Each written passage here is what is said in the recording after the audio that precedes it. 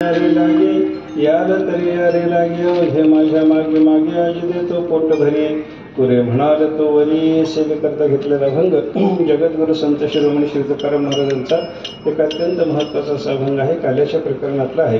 काल्याच्या प्रकरणावर तुकाराम महाराजांच्या भगवंताची क्रीडा सांगणारे गोपाळासह वर्तमान देवाची झालेली क्रीडा आणि गोपाळाच्या सह वर्तमान भगवंताचं झालेलं संभाषण या दोन गोष्टी सांगणारे अभंग आपल्याला पाहायला सापडतात. काय आहे? गोपाळाचाच असा अधिकार आहे की भगवंतांनी त्यांच्याशी संभाषण करावं आणि गोपाळाचाच असा अधिकार आहे की भगवंतांनी त्यांच्याशी क्रीडा करावी.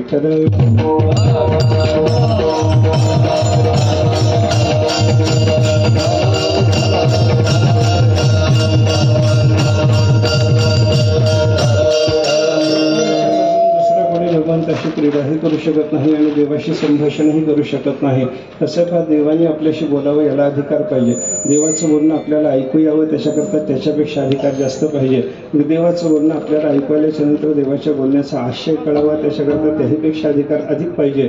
आणि देवाचं बोलणं ऐकू आलं, देवाचं बोलणं ऐकू आल्याच्यानंतर ते आपल्याला समजलं तरी परंतु ते व्यक्त करणं, त्याचं रहस्य व्यक्त करणं त्याच्याकरता लागणारा अधिकार अजून त्याच्यापेक्षा जास्त पाहिजे. हे आपल्याला उत्तरोत्तर अधिक अधिकाराचं लक्षण लक्षात घेतलं पाहिजे बरं का. पण देवाने आपल्याशी बोलावं याच्याकरता विशेष अधिकार पाहिजे आणि आपल्याला देवाशी बोलता यावं याच्याकरता त्याहीपेक्षा मोठा अधिकार पाहिजे.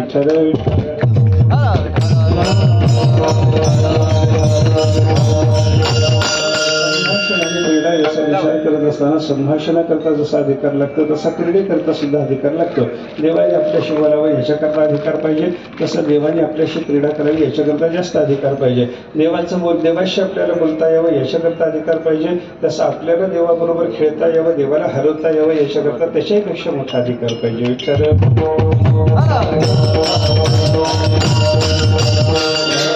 अधिकार गोपाळांना प्राप्त आहे अशा पद्धतीचं चिंतन आपल्याला करता येतं बरं का. गोपाळ म्हणजे काय हो?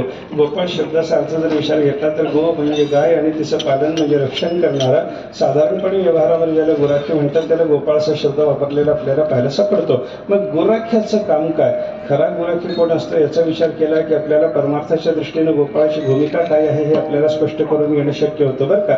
खरा गुराखी कसा असतो, गुराख्याचं काम काय असतं याचा विचार जर आपण करायला लागलो त्याच्यात रूपक आपल्याला सगळं असं लावून घेणं शक्य आहे. एखादा मालक असतो, त्या मालकाला दूध पाहिजे असतं. मग दूध पाहिजे म्हणून तो मालक मोठा श्रीमंत मनुष्य काय करतो? गाई सांभाळतो. सांभाळलेल्या ज्या गायी असतात त्या घरामध्ये त्यानं ठेवलेल्या जरी असल्या तरी त्या गायींना रानात नेणं चारून आणणं त्या मालकाला स्वतःला शक्य होत नाही. अशा अवस्थेमध्ये त्या गायींना चारून आणण्याकरता मालक एक गुराखी नेमतो. गुराख्याच्या हातात ते आपलं सगळं गोधन देतो. आपलं गोधन मालकानं गुराख्याच्या हातात दिल्यानंतर गुराख्यानं ते गोधन घ्यायचं, रानात जायचं, दुसऱ्याच्या रानात त्या गायीला जाऊ द्यायचं नाही. मालकाच्या रानातून त्यांना चारायचं, दिवसभर तृप्त करायचं, संध्याकाळी मालकाच्या घरी आणायचं, मालकाच्या घरी त्यांना बांधायचं, त्यांची दूध काढायची आणि दुधानं भरलेली कासटी मालकाला देऊन रिकाम्या हाताने घरी जाणारा जो गुराखी असतो तो खरा प्रामाणिक गुराखी असतो.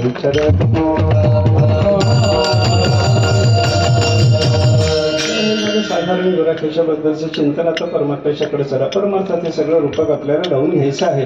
हे जसा एखादा मालक असतो त्याला दूध पाहिजे असतं म्हणून तो गायी सांभाळतो. त्याप्रमाणे परमात्मा नावाचा मालक आहे. त्या परमात्मा नावाच्या मालकाला सेवा नावाचं दूध पाहिजे होतं. मग ते सेवा नावाचं दूध पाहिजे असल्यामुळे त्या मालकाने 5 ज्ञानेंद्रिय, 5 कर्मेंद्रिय आणि अंतःकरण नावाच्या 11 गायी सांभाळल्या.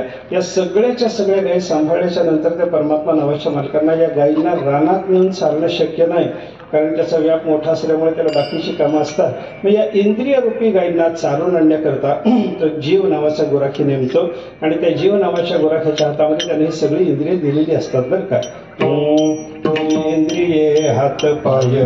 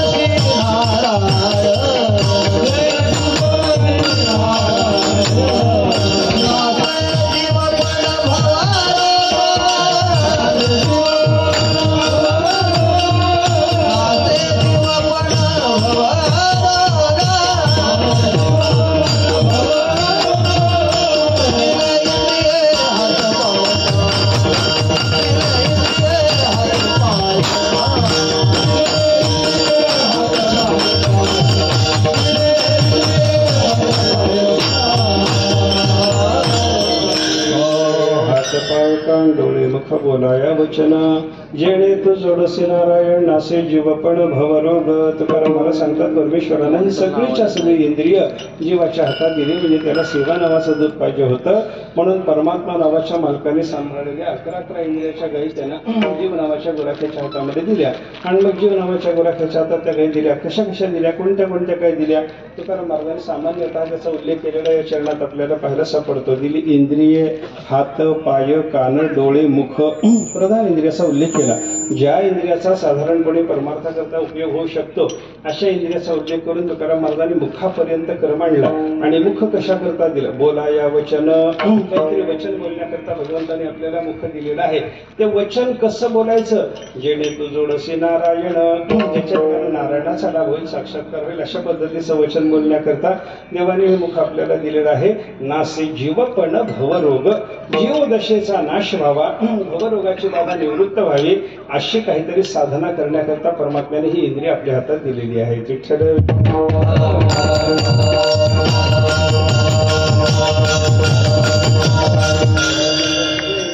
सेवा नावाचं दूध पाहिजे असल्यामुळे परमात्म्याने थोडस वाढवा देवा याला. आणि इथे आम्हाला ऐकू यायला अशी व्यवस्था करा. नीट ऐकू येत नाही, थोडा आवाज ऐकू थोडा. विठ्ठल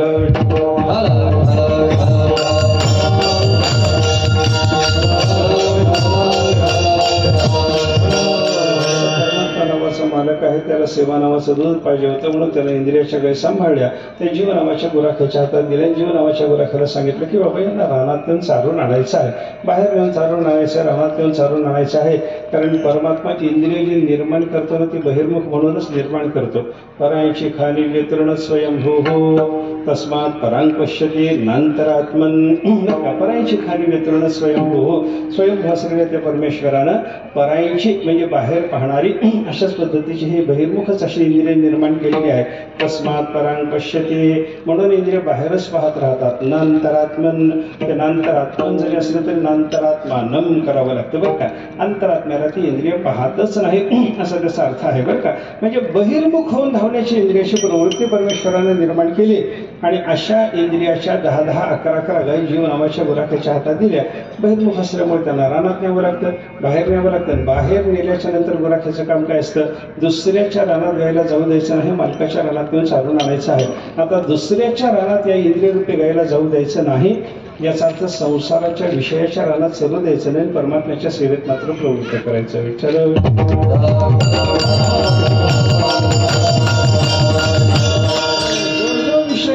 भोगायचा आहे तो संसाराच्या संबंधाने भोगायचा नाही, जो जो विषय भोगायचा तो परमात्म्याच्या संबंधाने भोगायचा. डोळ्याला रूप पाहायचं असेल तर संसाराचं पाहायचं नाही. डोळे तुम्ही घ्या रे सुख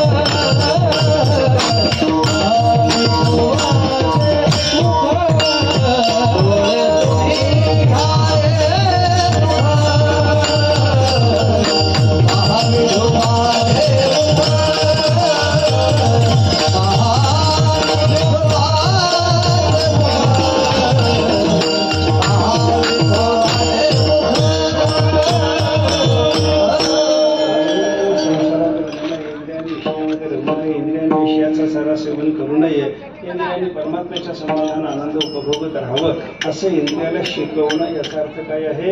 इंद्रिय रूपी गायींना संसाराच्या रानात चढू न देता परमात्म्याच्या रानामध्ये चालणं आहे. आणि परमात्म्याच्या रानात चालणं झाल्याच्या नंतर मग त्या इंद्रियांना अंतर्मुख करायचं, म्हणजे मालकाच्या घरी घेऊन यायचं. आणि मालकात विठ्ठल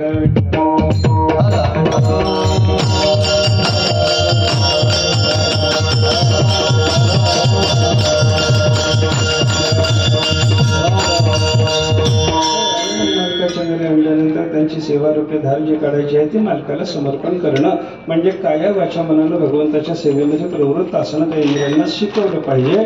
असं काम करणारा त्याला गुराखी म्हणतात बरं का, गोपाळ म्हणतात. गोपाळाचं हे काम आहे. गोपाळाची सगळी इंद्रिय, सगळी ज्ञानेंद्रिय, सगळी कर्मेंद्रिय, अंतःकरण सगळं देवाच्या सेवेमध्ये असतं बरं का. बोलावा विठ्ठल.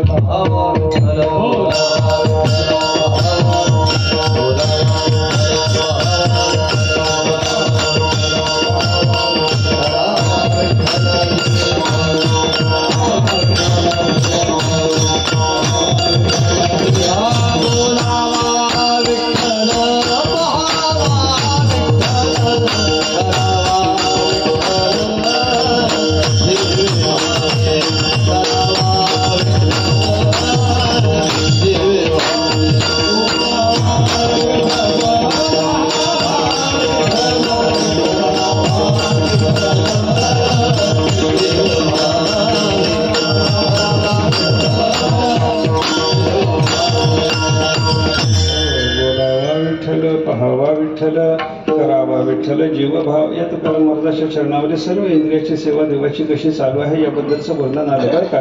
बोलावा विठ्ठल असं तुकाराम मला सुरुवातीला सांगतात.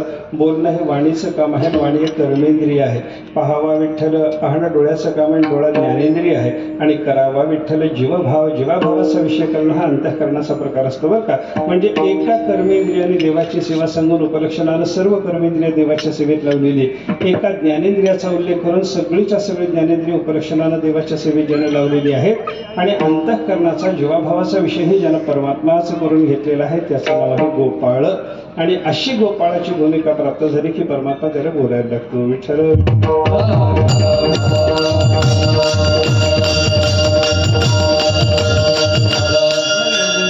गोपाळाचा जो संवाद होतो त्या संवादाचे काही अभंग आपल्याला काल्याच्या प्रकरणामध्ये पाहायला सापडतात बरं का. त्या संवादाचा विचार करत असताना 2-4 पद्धतीने त्या संवादाचं चिंतन आहे. तसं पहा, संवादाचा विचार करत असताना कोणाच्या संवादाचा विचार करावा हे आपण थोडंसं ठरवलं पाहिजे. संसारी जीवाचं एकमेकाला भेटणं झालं, त्यांच्यामध्ये काही संवाद झाला त्याचा विचार करावा का भगवान आणि भक्त, भक्त यांच्या संवादाचं चिंतन करावं हा विचार आपण केला पाहिजे. 2 संसारी जीव भेटले आणि त्यांच्या संवादाला परिणाम वाईट असतो. देवभक्त किंवा 2 भक्त एकमेकाला भेटले त्यांच्यात संवाद झाला तर त्याचा परिणाम चांगला असतो. विठ्ठल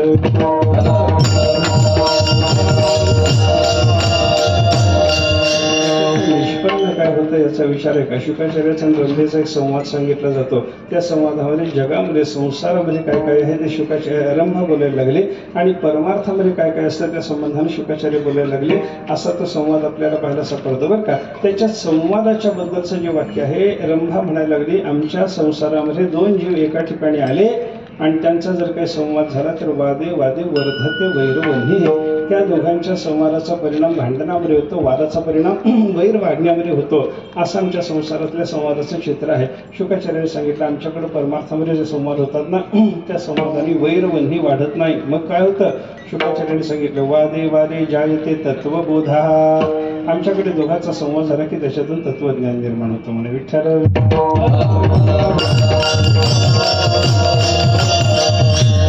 ज्या संवादातून वैर निर्माण होणार आहे त्या संवादाचा विचार करू नका आणि ज्या संवादातून तत्वज्ञान निर्माण होणार आहे त्या संवादाचा विचार अवश्य केला पाहिजे. देव भक्ताचा संवाद झाला तत्वज्ञानच आहे. आपल्याला गीता भागवत हे त्याच्याकरता उदाहरण म्हणून पाहण्यासारखं आहे. अर्जुनाचा आणि भगवान श्रीकृष्ण परमात्म्याचा संवाद म्हणजे देव भक्ताचा संवाद आणि त्या संवादातून गीतेचं 18 अध्यायाचं तत्वज्ञान सगळं निर्माण झालं असं आपल्याला चिंतन करता येतं. आणि उद्धवाचा आणि भगवान श्रीकृष्ण परमात्म्याचा भागवताच्या 11 स्कंदात झालेला संवाद म्हणजेही देवभक्ताचा संवाद आहे. त्याच्यातून 31 अध्यायाचं तत्वज्ञान निर्माण होतं. हा विचार जर आपण लक्षात घेतला ना तर देव आणि भक्ताचा संवाद तत्वज्ञान निर्माण करणार आहे हे आपल्याला पाहता येईल. विठ्ठल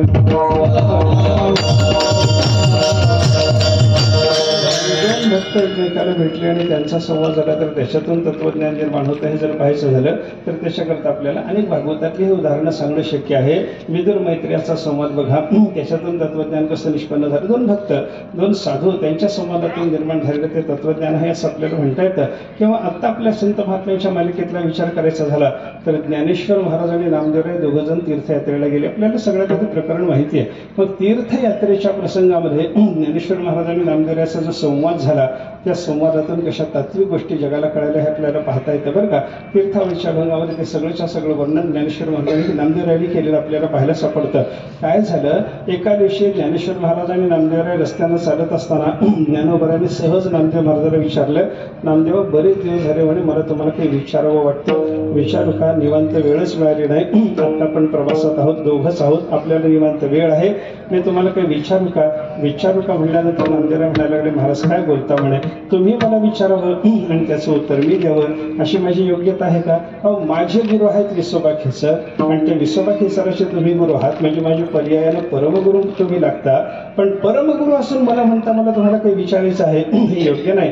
असं जरी असलं तरी मी शिष्याचा शिष्य म्हणून माझी परीक्षा जर तुम्हाला पाहिजे असली तर अवश्य विचारा, मी तुमच्या प्रश्नाची उत्तर माझ्या बुद्धीनुसार, माझ्या कुवतीनुसार, तुमच्या कृपेनुसार जशी स्फूर्तील तशा पद्धतीची उत्तरं देतो, असं ज्ञानेश्वर महाराजांना नामदेव महाराज बोलले. मग ज्ञानेश्वर महाराजांनी त्यांना विचारलं, म्हणजे तुम्हाला एक प्रश्न विचारतो म्हणे, काय ध्यान कशाला म्हणतात सांगा? आता ध्यान कशाला म्हणतात सांगा हे म्हणणारं कोण आहे? योगियाचा राजा आहे, ज्ञानियाचा राजा आहे. ध्यान म्हणजे काय हे त्यांना ठाऊक नाही का? समाधीपर्यंत जाऊन पोहोचलेल्या महात्म्याला समाधीच्या अलीकडे असलेल्या भूमिकेतली जी ध्यानाची अवस्था, त्या ध्यानाची परिभाषा कळत नाही का? पण ज्ञानेश्वर महाराजांनी विचारलं, नामदेवराया तुम्ही मला ध्यान म्हणजे काय समजावून सांगा, आणि ध्यान म्हणजे काय हे तुम्ही मला समजावून सांगा, असं नामदेवरायाला ज्ञानेश्वर महाराज जेव्हा म्हणतात. नामदेवरायांनी काही विचार केला नाही, ते म्हणतात माझ्या पद्धतीनं, म्हणजे भक्ताच्या भूमिकेमध्ये ध्यानाची व्याख्या काय आहे तुम्हाला जर पाहिजे असेल मी तुम्हाला ध्यानाची व्याख्या सांगतो म्हणे. ध्यानतया नाव निर्विकार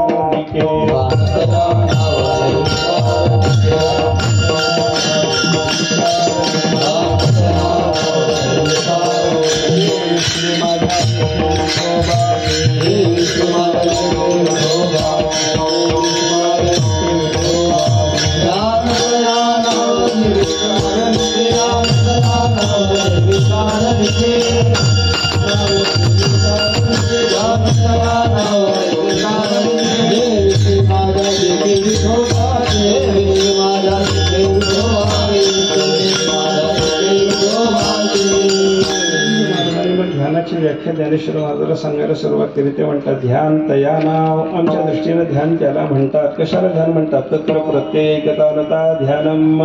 पतंजलीने योगसूत्रामध्ये ध्यानाची व्याख्या केली, प्रत्ययाशी एकता होणं. अंतःकरणात आलेला जो एक आकार असतो त्या आकाराशी त्या प्रत्ययाशी एकता होण्याचा प्रयत्न करणं, एकाच आकाराचा वृत्तीप्रवाह चालू ठेवणं. सजातीय वृत्तीप्रवाह चालू असताना त्याच्यामध्ये विजातीय वृत्तीचा अंतराळ येऊ न देणं याला म्हणतात ध्यान. विजातीय वृत्तीप्रवाह अनंतरितः सजातीय वृत्तीप्रवाह हा ध्यानम, ही ध्यानाची व्याख्या आहे. हे सगळं ध्यानाचं चिंतन योगशास्त्राच्या दृष्टीनं वगैरे वगैरे आपल्याला पाहायला सापडतं. ज्ञानशास्त्रामध्ये सुद्धा तशाच पद्धतीनं ध्यानाची व्याख्या घेऊन आपल्याला चिंतन निधिध्यासनाचं सांगितलेलं पाहायला सापडतं. हा सगळा विचार वेगळा, पण नामदेवराय सांगतात की बाबा विश्वी माझ्या देखे विठोबासे, परमात्मा पंढरीनाथाचा संबंध विश्वात दर्शन घेणं याला आम्ही ध्यान म्हणतो. ही भक्ताची व्याख्या आहे. ऐका, योग्याच्या ज्ञानाच्या व्याख्येनुसार हृदयात देव पाहणं याला ध्यान म्हणतात, आणि भक्ताच्या व्याख्येनुसार सगळ्या जगात देव पाहणं याला ध्यान म्हणतात.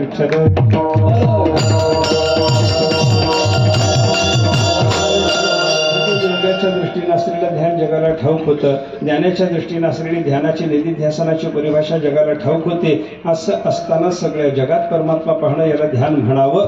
ही ध्यानाची व्यापक परिभाषा, भक्तिशास्त्राच्या दृष्टीने असलेली व्यापक परिभाषा नामदेवरायांच्या मुखातून जगाला अवगत करून देण्याकरता ज्ञानोबारायांनी प्रश्न विचारावा, नामदेवरायांनी उत्तर द्यावं, असा तो संवाद घडला. म्हणजे साधूचा, दोन साधूचा संवाद जर झाला तर त्याच्यातून अशा तत्वज्ञानाच्या मोठ्या मोठ्या गोष्टी जगाला कळायला लागतात. म्हणून दोन साधूच्याही संवादाचं चिंतन करा, आणि देवभक्त दोघे एकत्रित आले तर त्यांच्याही संवादाचं चिंतन करा, असं आपल्याला पाहायला सापडतं बरं का. आता देव आणि भक्ताचा जो संवाद होतो त्याच्यात आपण सुरुवातीला पाहिलं, भक्ताचा अधिकार काहीतरी वाढल्याच्या शिवाय भगवान त्याच्याशी बोलत नाही. आणि अनेक ठिकाणी असं चिंतन आपल्याला गोपाळांच्या बद्दल पाहायला सापडतं की गोपाळांचा अधिकार विशेष वाढलेला असल्यामुळं गोपाळांना परमात्म्याशी बोलण्याचा अधिकार आहे बरं का. गोपाळ भगवंताशी बोलू शकतात, देवाला हक्कानं बोलावू शकतात. ये रे ये रे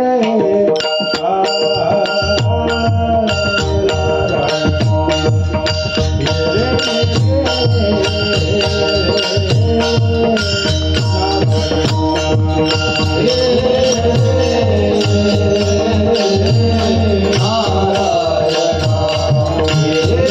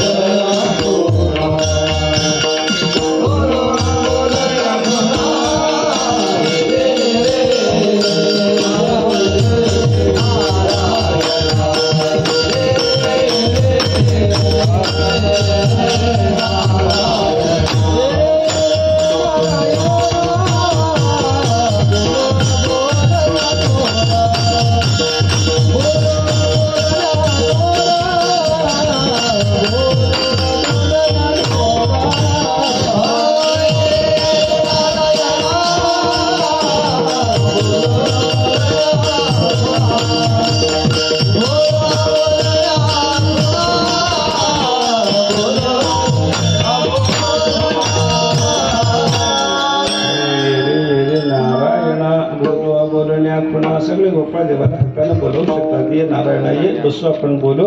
काय बोलायचं आहे म्हटल्यानंतर ते म्हणतात अबोलण्या खुणा बोलू म्हणतात. ज्या परमात्म्याच्या बद्दल बोलता येत नाही असा अबोलना परमात्मा, त्याच्याबद्दलच्या खुणा, त्याच्याबद्दलचे संकेत, त्या संबंधानं आपल्याला थोडंसं बोलायचं. ये बैस नारायणा असा अधिकारानं देवाला बसवून बोलण्याचा अधिकार फक्त गोपाळांना आहे. आणि गोपाळ कोण असतो त्याचा विचार आपण केला. ज्याची कायावाच्या मनानं भगवंताची सेवा चालू आहे त्याला म्हणतात गोपाळ. आणि गोपाळाला देवाशी बोलता येतं आणि देव गोपाळांशी बोलतो. असं देव आणि गोपाळ यांच्या संवादाचे जे कार्याचे अभंग आपल्याला पाहायला सापडतात. त्याच्यात काही अभंग असे आहेत की गोपाळ भगवंताला बोलायला गेले, काही अभंग असे आहेत की त्याच्यात अप्सर गोपाळाचं बोलणं झालं, काही अभंग असे आहेत की त्याच्यात काही चरणातून देव बोलतो, काही चरणातून गोपाळ देवाशी बोलायला लागले, आणि काही अभंग असे आहेत की गोपाळांना भगवान काहीतरी सूचना करायला लागला. विठ्ठल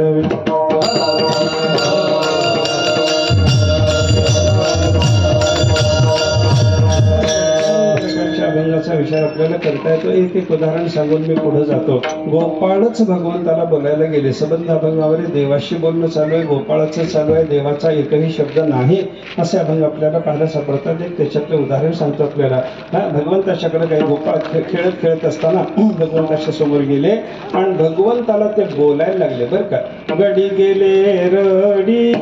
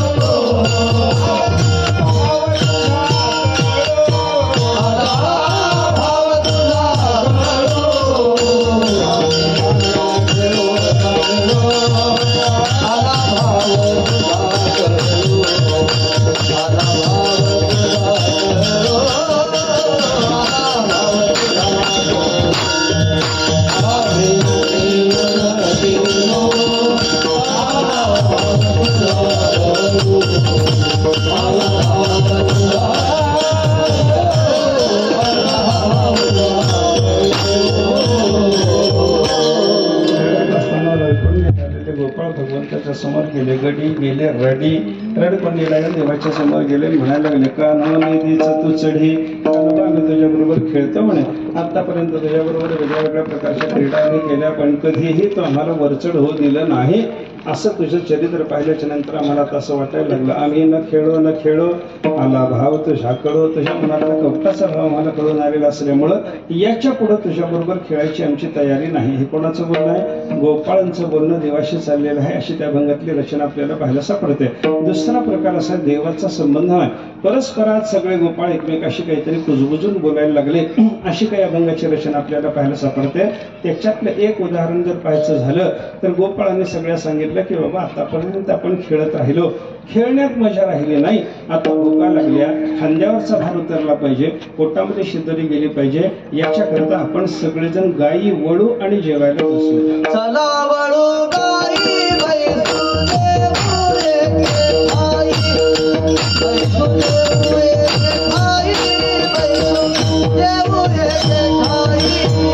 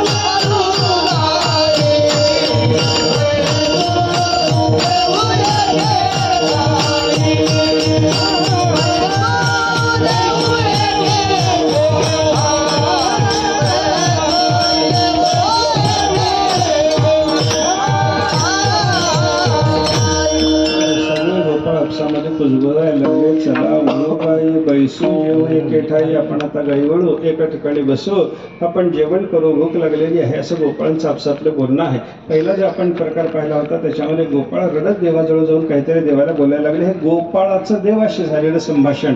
आणि चला वळू गाई या अभंगातला विचार जर आपण केला तर परस्परामध्ये गोपाळात आपसात झालेले जे संभाषण आहे त्याचा विचार तुकाराम महाराजांनी त्या ठिकाणी सांगितला. मी तिसरा संवादाचा प्रकार सांगितला होता. काही चरणातून देव बोलतो आणि काही चरणातून भक्त बोलतो, गोपाळ बोलतो, असे काही अभंग तुकाराम महाराजांचे आपल्याला पाहायला सापडतात. एक उदाहरण सांगतो त्याच्याकरता. घ्या रे भोकरे भाकरी, दही भाताची शिदोरी, ताक सांगादरी, असेल ते तयाते. जेव्हा सगळ्या गोपाळांना सांगितलं की बाबा उद्या आपल्याला काला करायचा, काल्याकरता भोकरं भाकरी वगैरे सगळं घेऊन या, दही भाताची शिदोरी आणा, ताक जर आणलं तर ते सांडून टाका वगैरे वगैरे भगवंताच्या काही सूचना आहेत. आणि घरातून येत असताना काल्याकरता लोणी घेऊन या. तुमच्या घरी लोणी तुम्हाला आई तुमची देत नसेल तर चोरी करा, आईला सांगू नका, पण काल्याकरता लोणी अवश्य आणा. अशा सगळ्या सूचना परमात्मा गोपाळांना देतात. दुसऱ्या दिवशी सगळ्या गोपाळांनी शिदोरी आणल्या. एक गोपाळ, सगळ्या गोपाळाच्या बरोबर परमात्म्याचं काल्याचं भोजन चालू असताना एक गोपाळ मात्र बाजूला बसलेला, हिरमुसला होऊन बसलेला होता. त्याला देवाने जवळ बोलावलं, विचारलं का रे बाबा तुला काल्यात यायचं नाही? तो म्हणतो येता येत नाही. काय येता येत नाही? तुम्ही देवाकाला सांगितलं होतं जर तुम्ही लोणी आणल्या नाही तर मी तुम्हाला घरी हाकालीन म्हणाला होता. जेव्हा मी लोणी आणू शकलो नाही म्हणून बाजूला बसलो. का लोणी आणता आलं नाही? घरी तुला आईनं लोणी दिलं नाही? तो म्हणतो आईनं दिलं नाही. आईनं दिलं नाही तर मग चोरून आणायला सांगितलं होतं ना? त्यानं सांगितलं देवा काय सांगू म्हणला. तू का म्हणे हरी माझी कोणी नाही घरी, माझ्या घरी आई वडील वगैरे मला कोणी नाही देवा, मी अनाथ आहे, पोरका आहे, माझ्या घरी गोधन नाही, मला लोणी आणता आलं नाही म्हणून मी बाजूला बसलो. असं तो हिरमुसून बोलत असताना त्याच्या अंतःकरणातला भाव देवाने जाणून घेतला. देवाने त्याला जवळ घेतलं आणि भगवान त्याला म्हणायला लागले बाबा तुझ्यासारख्या करता माझ्याजवळ भरपूर शिदोरी आहे, माझी शिदोरी देतो, कार्यामध्ये बैस म्हणे विठ्ठल विठ्ठल.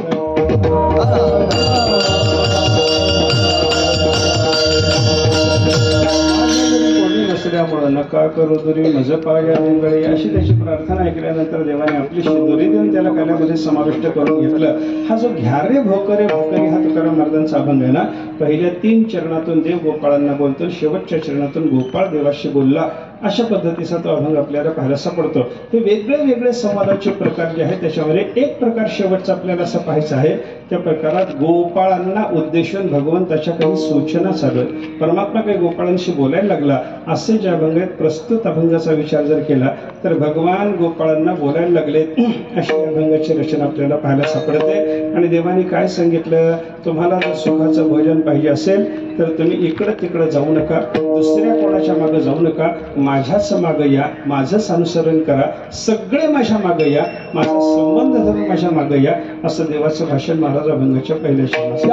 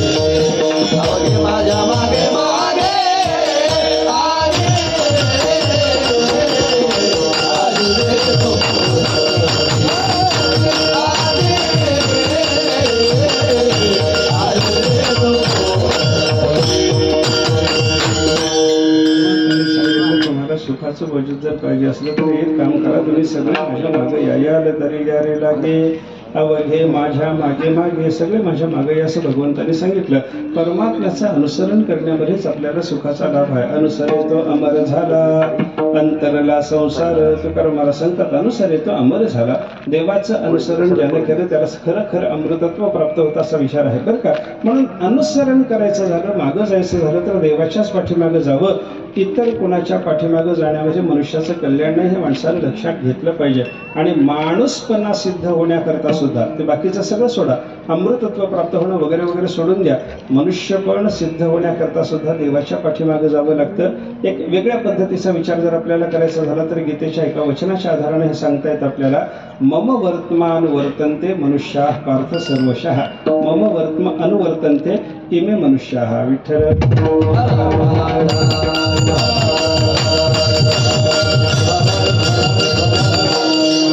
मार्गाचं अनुसरण करता त्यांना मनुष्य म्हणावं असं भगवंतांनी सांगितलं नाही एका पद्धतीनं. म्हणजे मनुष्यत्व सिद्धी करता सुद्धा देवाचं अनुसरण आहे, अमृतत्व सिद्धी करता सुद्धा देवाचं अनुसरण आहे. देवाच्या अनुसरणाशिवाय, भगवंताच्या पाठीमागे गेल्याशिवाय मनुष्याचं कल्याण होत नाही. अनुसरण दोघांचंच करावं, देवाचं नाही तर संत महात्म्याचं. संत महात्म्याचं अनुसरण केलं त्याचंही कल्याण आहे बरं का. पुढे गेले त्यांचं पुढे गेले त्यांचा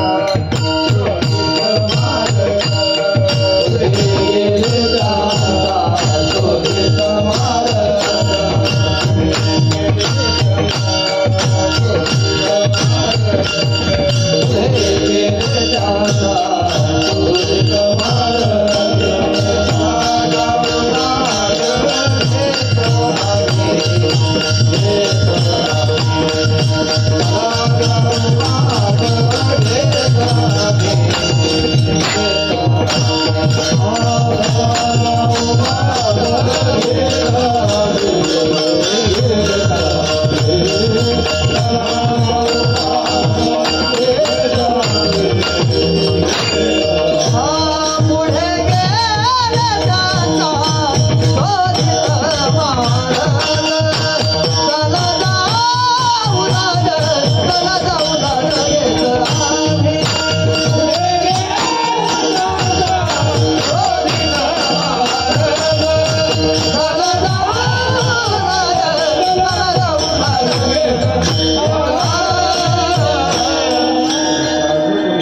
अनुसरण करावं हे सांगणारं हे चरण आहे बरं का. पुढे गेले त्यांचा शोधित मार्ग. पुढे गेलेले जे संत महात्मा आहेत, मार्ग दावून गेले आधी दयानिधी संत ते तेडीचे पंथे चालू जाता न पडे गुंता कोठे काही. संतांनी दाखवलेल्या मार्गाने त्यांच्या मार्गाचं अनुसरण करत करत आपण जावं. त्याचं कारण काय, पुढे गेले ते निधाई झाले असं तुकाराम महाराज वर्णन करतात. जे पुढे गेले ते निधाई झाले म्हणजे कृतार्थतेला प्राप्त झाले असे ते संत महात्मे असल्यामुळे त्यांनी ज्या मार्गाने जाऊन कृतार्थता मिळवली ती मिळवण्याकरता त्यांच्या पावलाचा माग काढत काढत आपण त्यांच्या पाठीमागे गेलो पाहिजे.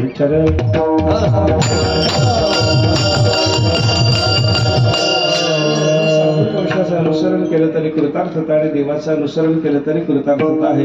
म्हणून देवाने सांगितलं तुम्हाला सुखाचं भोजन पाहिजे असलं तर माझ्या मागे या. याला तरी या रे लागे हे माझ्या मागे मागे. देवाने सांगितलं सगळे या माझ्या मागं मागं सगळे या. अवघे असं देव म्हणतात. सगळ्यांना देवाने यायला सांगितलं.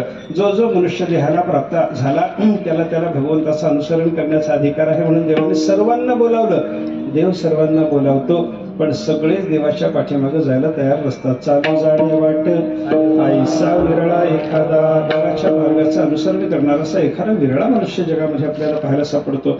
देवाने स्वतः सांगितलं मनुष्याणाम सहस्रेषु कश्चित् यतते सिद्धये यततामपि सिद्धानाम कश्चिन्मां वेत्ति तत्त्वतः. हजारो माणसामध्ये एखादा मनुष्य देवाच्या प्राप्तीसाठी देवाच्या पाठीमागे निघालेला दिसतो. विठ्ठल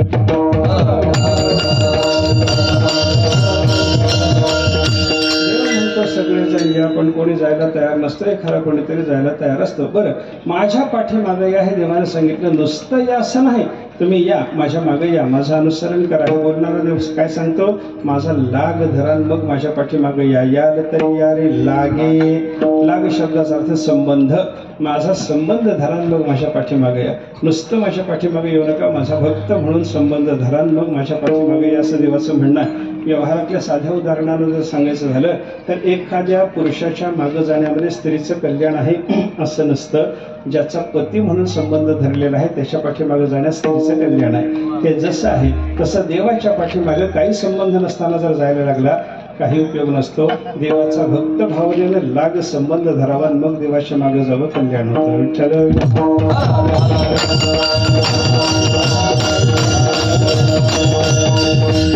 संबंधाला महत्व आहे. म्हणून संत महात्म्याने आपल्याला उपदेश कसा केलेला आहे बघा. आपल्याला पंढरी पाहायची आहे. पाहे पाहे रे पंढरी सांगितलं पण त्याच्या आधी काय सांगितलं हो, होय होय वारकरी पाहे पाहे रे पंढरी.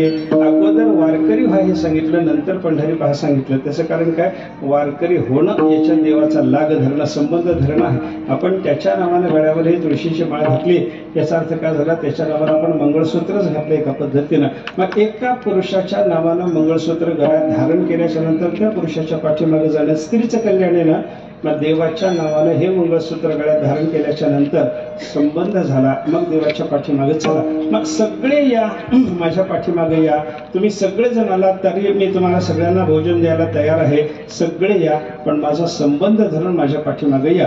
आणि संबंध धरून तुम्ही माझ्या पाठीमागे आलात की त्याच दिवशी मी तुम्हाला सुखाचं भोजन देतो. महाराज दुसऱ्या चरणात Oh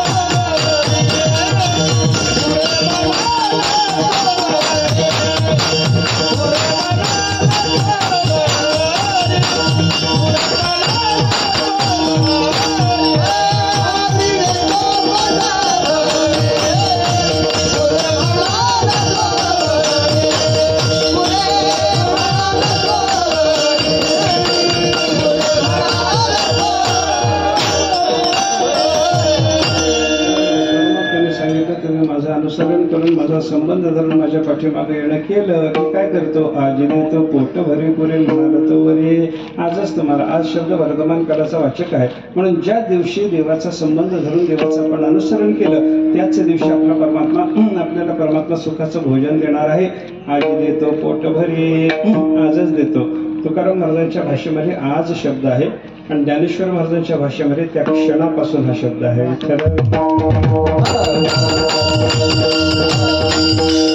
एकवटोनी जी क्षणी अनुसरले गा माझी वाहणी, तेव्हाची दयाची चिंतवणी मजची पडली. भगवंतांनी सांगितलं की एक वटून भक्त महात्मा काया वाचा मनानं माझ्या अनुसरणात पडला की त्या क्षणापासून मला त्या भक्ताची सगळी चिंता व्हावी लागते. याचा अर्थ काय झाला, आपल्याला सुखाचं भोजन पाहिजे असेल तर देवाचा संबंध धरावा, देवाच्या पाठीमागं जावं. मग आज देतो पोट भरी, परमात्मा म्हणतो आजच तुम्हाला पोट भर पुरे म्हणाल तोपर्यंत निरंकुशा तृप्ती तुम्हाला प्राप्त होईपर्यंत ब्रह्मरसाचं भोजन घडवतो असं देवाचं म्हणणं आहे. विठ्ठल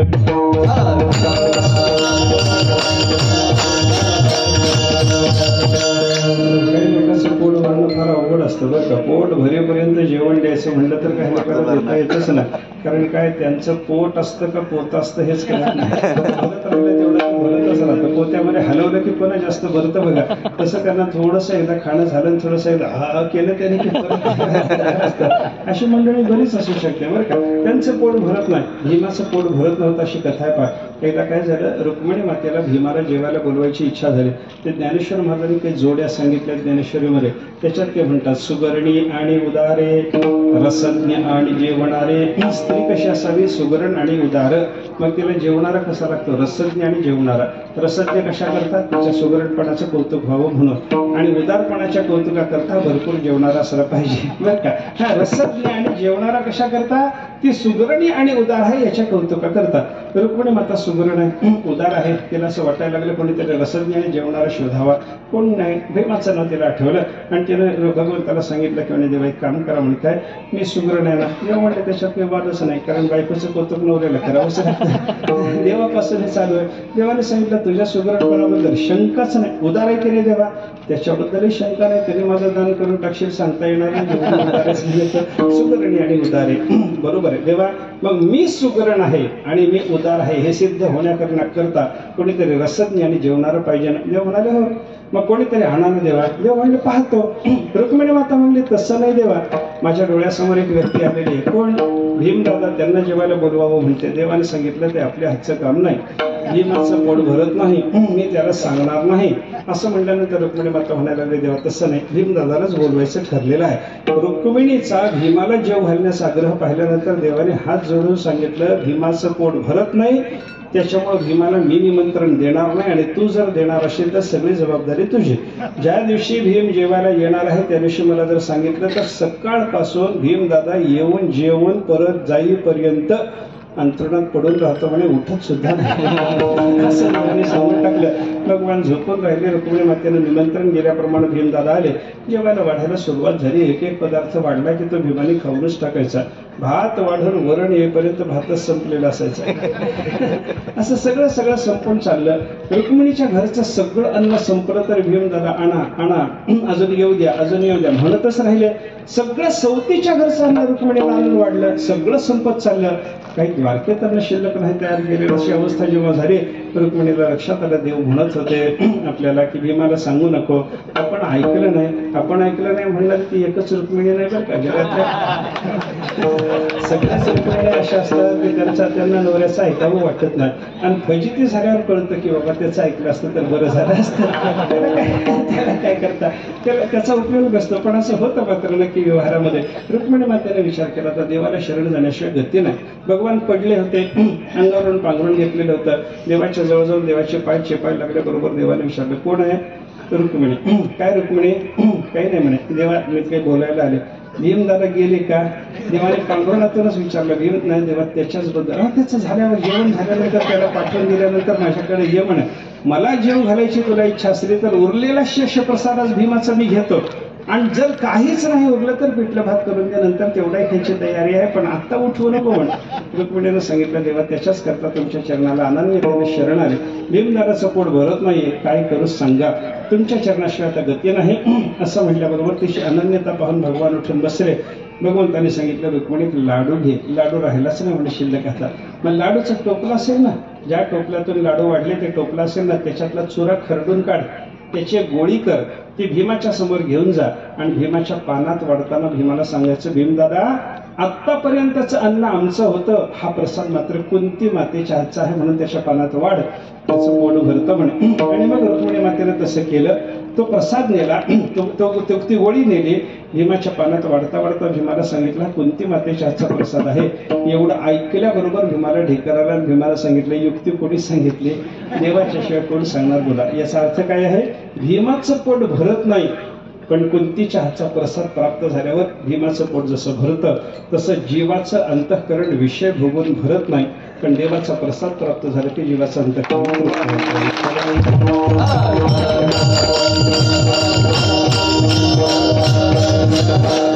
भगवंताने सांगितलं माझा संबंध धरून माझ्या मागे या, तुम्हाला पोट भरेपर्यंत निरंकुशा तृप्ती सिद्ध होईपर्यंत तुम्हाला मी आज सुखाचं भोजन देतो. गोपाळ म्हणाले देवा आम्ही तुझ्या संबंधात आहोत, तुझ्या मागे यायला तयार आहोत, चला आम्हाला सुखाचं भोजन द्या देवा. देवाने सांगितलं माझ्याबरोबर यायचं, माझा संबंध धरून यायचं. हे सगळं झालं पण माझ्या अजून 2 अटी आहेत. माझ्या मागे कसं यायचं आहे त्या अटी भगवंताच्या तुकाराम महाराजांनी 3ऱ्या चरणात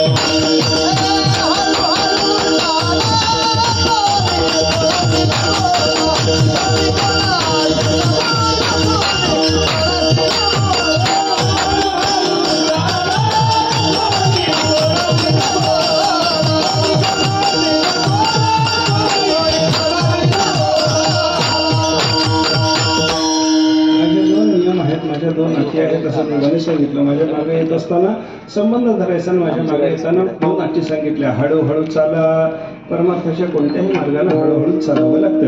लोकांची शंका असते, तुकाराम महाराजांची दोन्ही पद्धतीचे वचन आपल्याला पाहायला सापडतात. करावी तातडी परमार्थी, परमार्थाच्या बाबतीत तातड करायला एकीकडे तुकाराम महाराज सांगतात आणि इथं हळूहळू चाला म्हणतात. अर्थ काय, कोणतं वचन आम्ही ग्राह्य धरायचं, मान्य करत करायचं, याचा विचार बलाबल कोणत्या वचनाला द्यायचं याचा विचार जेव्हा येतो तेव्हा हळूहळू चाला हेही खरं आहे आणि तातडी करावी परमार्थाची हेही खरं आहे. पण कशी, त्याच्याबद्दलचा विचार जर करायचा झाला तर संसाराचा त्याग करून परमार्थाला लागायची तातड करा आणि परमार्थाला लागल्यानंतर इथली साधना मात्र हळूहळू करावी.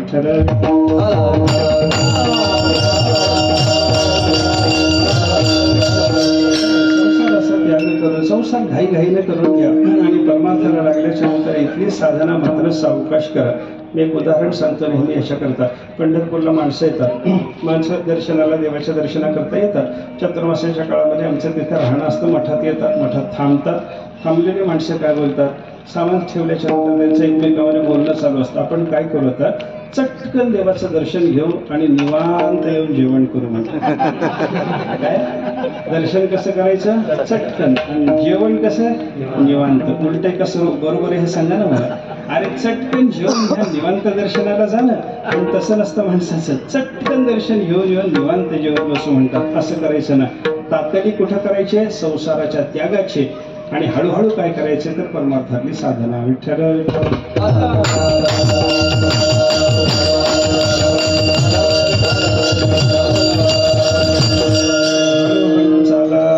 परमार्थाची साधना करताना तुम्ही सावकाशपणे साधना करा आणि कोणी कोणाशी न बोला. व्यवहारातल्या एकमेकाशी गप्पा मारायच्या नाही, संसारातलं काही बोलायचं नाही बरं का. एक बोल सुस्पष्ट बोलावा, वाच्य हरी हरी म्हणावा. परमार्थाला लागल्याच्या नंतर एकमेकाशी काही संसाराच्या गप्पा मारायचं कारणच नाही. बोलण्याची नाही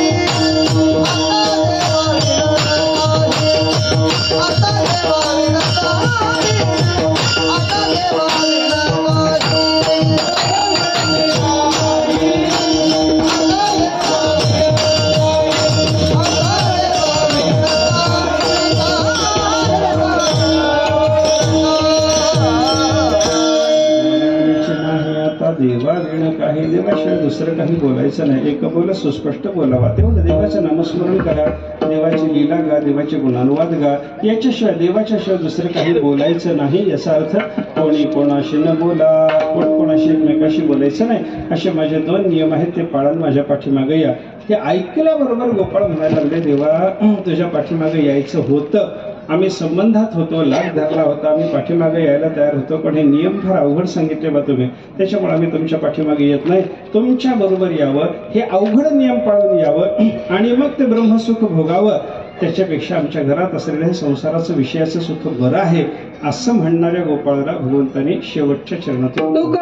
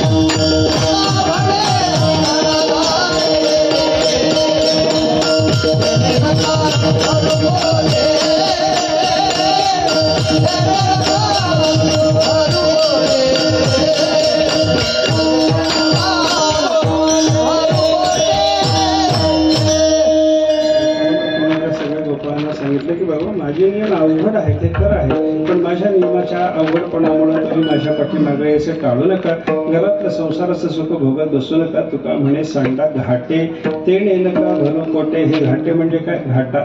घाटा शब्दाचा अर्थ काय?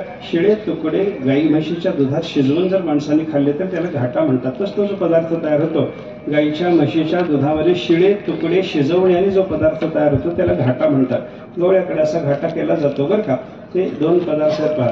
गाईच्या म्हशीच्या दुधामध्ये शिळे तुकडे शिजवले तर त्याला घाटा म्हणतात आणि मेंढीच्या दुधामध्ये ते शिळे तुकडे शिजवले तर त्याला मेदगं म्हणतात. मेधो म्हणतात. आपल्या गावाचं नाव धनगर टाकळी आहे. इथं कोणी धनगर असला तर त्याला ही भाषा कळू शकते बघा. काय मेंढीच्या दुधामध्ये जर शिळे तुकडे शिजवले तर त्याला मेदगं म्हणतात. मेदगं नाही, इथे तुकाराम महाराजांनी काय सांगितलं, घाटा काय मेदगं काय, शिळे तुकडे शिजवणं. ते शिळ्या तुकड्यासारखं असलेलं संसाराचं विषयाचं सुख सांडा ते टाकून द्या बाबा, त्याच्यात रमू नका, तेणे नका भरू पोटे, त्याच्यानं अंतःकरण तृप्त करण्याचा तुम्ही प्रयत्न करू नका. माझे नियम थोडे अवघड असतील ते पाळा, माझा लाग धरा, माझ्या पाठीमागे या, आज देतो पोट भरी तुरे म्हणाल तो वरी, असं भगवंतांनी गोपाळाला सांगितलं. सगळ्या गोपाळांनी देवाचं अनुसरण केल्याच्या नंतर देवाने सगळ्या गोपाळांना पोटभर काल्याचा प्रसाद कसा सेवन करायला दिला त्याचं चरित्र अगदी राहिलेल्या थोड्या वेळात आपल्याला पाहायचं आहे. एकदा प्रेमाने सर्वांनी भजन करावं. थोड्या वेळात कार्याचा विषय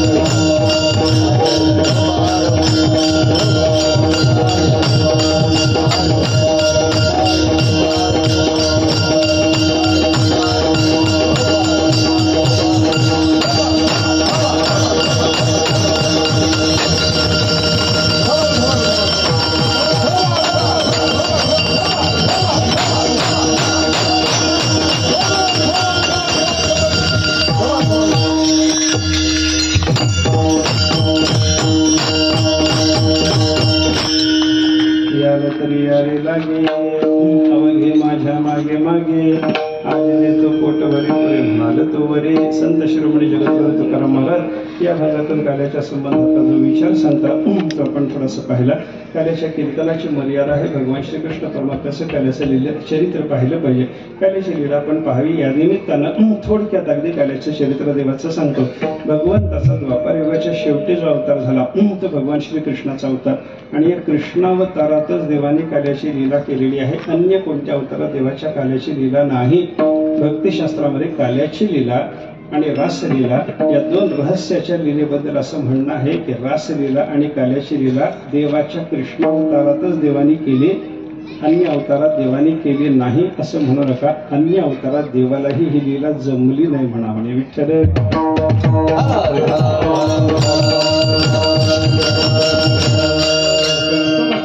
यथाकृतम समर्थ असलेला परमात्मा, पण त्याला अन्य अवतारात जी लीला जमू नये एवढी रहस्याची असलेली महत्वाची असलेली ही काल्याची लीला आहे बरं का. कृष्ण अवतारात ही लीला घडलेली असल्यामुळे या लीलेचं थोडंसं कृष्ण अवताराच्या संदर्भात चिंतन केलं पाहिजे. भगवान श्रीकृष्ण परमात्म्याचा अवतार झाला. द्वापार युगाच्या शेवटी देवाचा अवतार झाला. द्वापार युगाच्या शेवटी झालेला हा देवाचा अवतार कंसाच्या बंदीशाळेमध्ये मथुरेत जन्माला लागला. भगवंताच्या आज्ञेनुसार तो गोकुळात आला.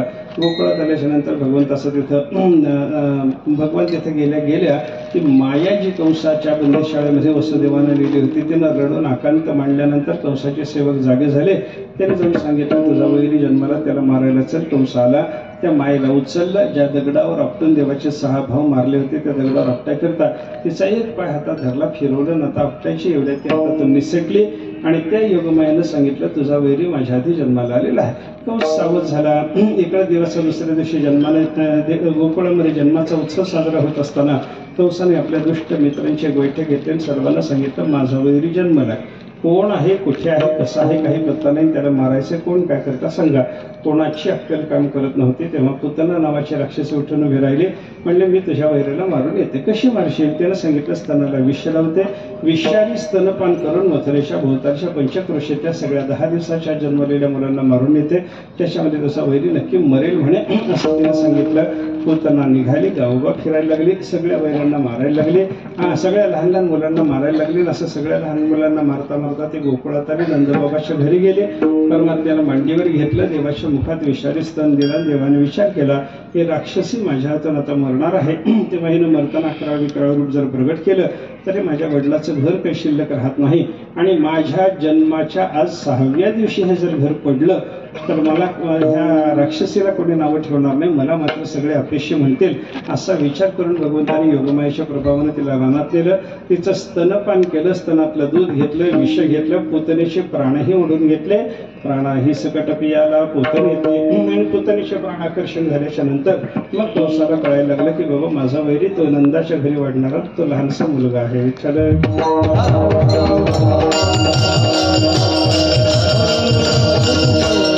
लहान मुलांना मारायला अनेक अनेक अनेक राक्षसांना पाठवणं सुरू झालं, आणि आलेल्या प्रत्येकाला परमात्मा मारत चालले. लहानाचे मोठे होत चालले, हळूहळू पालथे पडायला लागले, रांगायला लागले, उमऱ्याचा टेका धरून उभे राहायला लागले. रंगणी रंग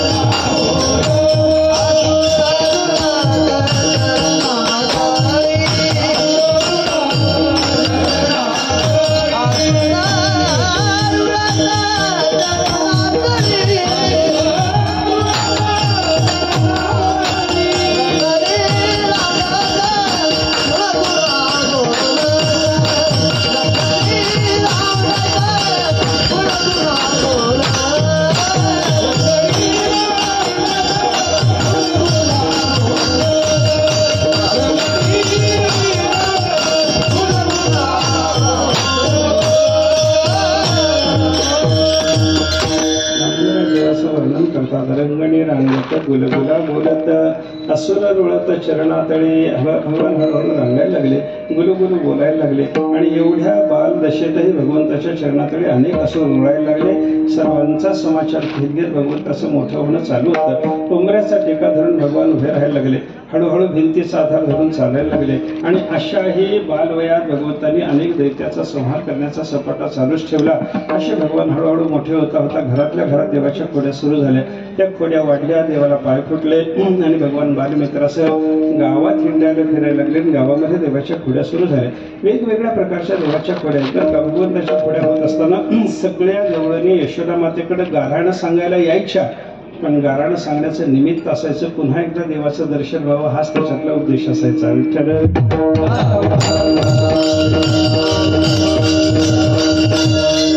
एका गवळणीच्या घरी जाऊन देवाने काहीतरी खोडी केली असं दुसऱ्या गवळीने ऐकलं की तिला वाटायचं तिच्याच घरी का गेलं असेल, माझ्या घरी का आलं नाही, आणि माझ्या घरी घरी परमात्मा येईल याच्या विचारावर ते घडलेली असायची. अखंड असं भगवंताचं अनुसंधान असायचं. पण त्या सगळ्या गवळणी गाऱ्हाणं सांगण्याच्या निमित्तानं यायला लागल्या. गाऱ्हाण्याचं जेव्हा प्रमाण वाढलं तेव्हा यशोदा मातेनं ठरवलं की आता कान्होबाला घरात ठेवण्यामध्ये अर्थ नाही, त्याला रानात पाठवलं पाहिजे. गाई वासर घेऊन देवाने रानात जावं असं ठरलं. यशोदा मातेनं देवाला सांगितलं, परमात्म्याने ते मान्य केलं आणि भगवान गाई वासरा चारायला जायला तयार झाले. अशा अवस्थेत यशोदा मातेनं भल्या पहाटे देवाला उठवावं, देवाला स्नान घालावं, कपाळावर चंदनाचा टिळा लावावा, त्याच्यात कस्तुरीचं बोट लावावं, भगवंताच्या डोक्यावर मोरपिसाचा मुकुट द्यावा. लहानसं घुंगड खांद्यावर घडी करून टाकलेलं असायचं. वेताची छडी आणि देवाचा आवडता वेणू हातात द्यायचा. देवाच्या खांद्याला शिंग अडकवलेलं असायचं. सगळ्या गाई वासराच्या पाठीमागे जाताना दिवसभर चालत असताना दुपारच्या वेळेला भूक लागली तर खाण्याकरता एका शिंक्यामध्ये लोण्याचं मडकं, भाकरीचं घाटोडं ते एका खांद्याला अडकवलेलं असायचं. असं सजून धजून परमात्मा सिद्ध झाला की यशोदा माता एकदा डोळे भरून भगवंताकडे बघायचे आणि दिवसभर आपल्या कान्होबाचं दर्शन आपल्याला नाही याचं तिला वाईट वाटायचं, डोळ्यात पाणी यायचं. पण कान्होबाला कोणाची दृष्टी होऊ नये म्हणून आपल्या डाव्या पायाची माती काढून यशोदा माता देवाच्या कपाळाला लावायची. देवाला ते आनंदाने लावून घ्यायचे. आपल्या गाई वासरासह भगवंतांनी घराच्या बाहेर यायचं. आपल्या मित्रमंडळीला पाचारण करायचं. व सगळी मित्रमंडळी सगळ्याची गाई वासरे घेऊन भगवान रानात जायचे. दिवसभर रानात जाऊन त्या सगळ्या गाई वासराला चारणं, गोपाळांच्या बरोबर वेगळ्या वेगळ्या प्रकारचे खेळ करणं, दुपारच्या वेळेला आपल्या आपल्या शेजाऱ्या खाणं आणि संध्याकाळची वेळ झाली की गाई वासरे गोपाळांना घेऊन गावामध्ये परत येणं असा देवाचा क्रम सुरू झाला. विठ्ठल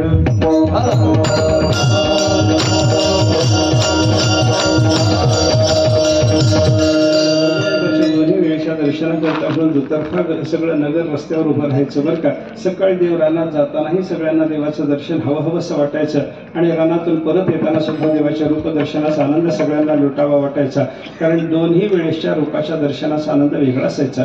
सकाळी स्नान करून लख्ख होऊन निघालेला परमात्मा घनश्याम सुंदर कांतीचा कृष्ण रूपात दिसायचा आणि दिवसभर गाई वासराच्या पाठीमागे धावून अंगावर उडलेल्या धुळीनं पांढरट कांती झाल्याच्या नंतर संध्याकाळी परत येत असताना पांडुरंग कांती, दिव्य तेज झळकती असं दिवसाचं रूप दिसायचं. दोन्ही रूपदर्शनासाठी लालायित झालेलं सगळं गोकुळ दुतर्फा रस्त्यावर उभं राहायचं आणि परमात्म्याच्या दर्शनाचा आनंद लुटायचं. अशा पद्धतीच्या देवाच्या क्रीडा. आणि या भगवंताच्या क्रीडा वाढता वाढता एका दिवशी भगवंतांनी सगळ्या गोपाळांना सांगितलं, उद्या आपल्याला काला करायचं आणि काल्याकरता सर्वांनी शिदोरी आणावी. सगळ्यांनी त्या दिवशी शिदोरी आणल्या. सगळ्या बरोबर परमात्मा खेळत राहिले. खेळून खेळून जेव्हा सगळे गोपाळ दमले, थकले, भागले तेव्हा गोपाळात कुजबूज सुरू झाली. चला वळू गाई बैसू जेव एके ठाई. लगेच देवाने शिंग वाजवलं. देवाच्या शिंगाचा नाद ऐकून रानात पांगलेली गाई वासरे एका ठिकाणी जमा झाली. त्या सगळ्या गाई वासराला कळंबाच्या सावली देवाने बसवलं. सर्व गोपाळांना यमुनेच्या वाळवंटात आणलं. कमर दलाकार त्यांची रचना केली. मध्यभागी भगवान श्रीकृष्ण परमात्मा उभे आहेत. व्यासमहर्षी त्यांचं वर्णन करतात. बिभ्रद्वेणम जठरपटयोः शृंगवेत्रे च कक्षे वामे पाणौ सृणकवलं तत्फलान्यङ्गुलीषु तिष्ठन् मध्ये स्वपरि सुहृदो हासयन्नर्मभिस्वैः स्वर्गे लोके मिशति बुभुजे यज्ञबालकेभिः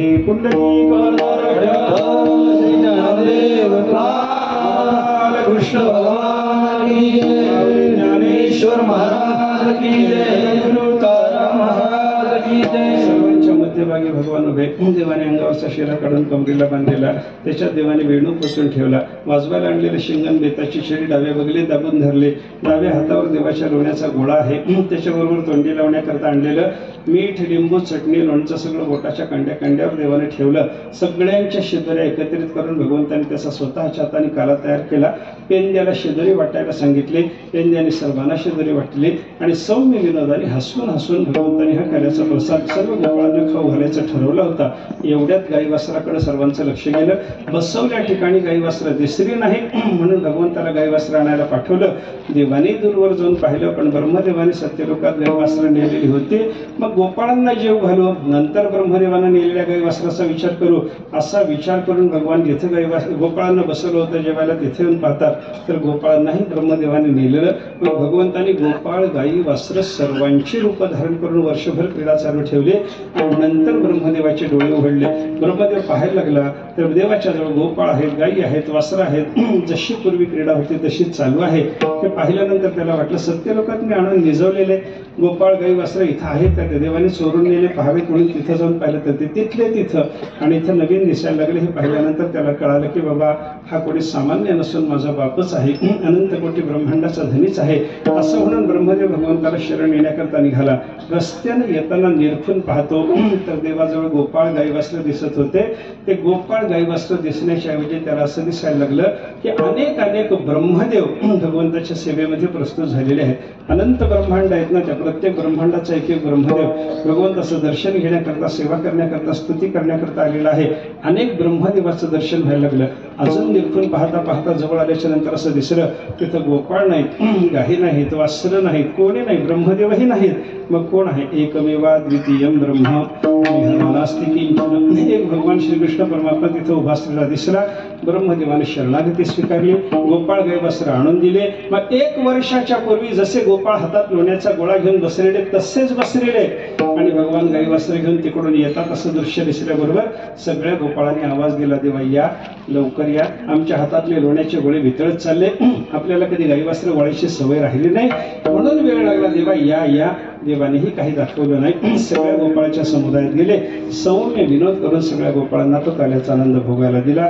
असा काल्याचा प्रसाद भगवंताच्या आणि साधू पुरुषाच्या कृपेने प्राप्त होतो. या ठिकाणी प्राप्त होणारा हा साधू पुरुषाच्या कृपेचा काल्याचा प्रसाद आपण सर्वांनी सेवन करून आपलं जीवन सगळ्यांनी धन्य करायचं आहे. पूज्य वैकुंठवासी दाजी महाराजांच्या जन्मोत्सवाच्या निमित्ताने या ठिकाणी चाललेला हा उत्सव, या उत्सवामध्ये यंदाच्या वर्षी विशेष